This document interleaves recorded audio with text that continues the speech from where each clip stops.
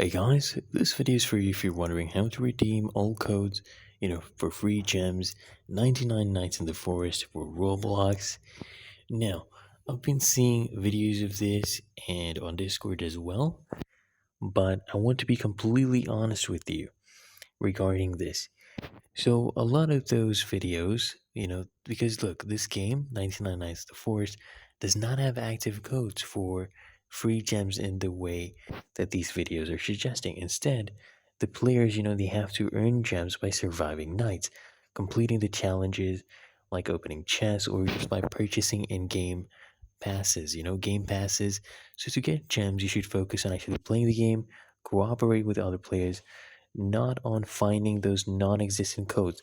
They do not work. People are just making fake videos.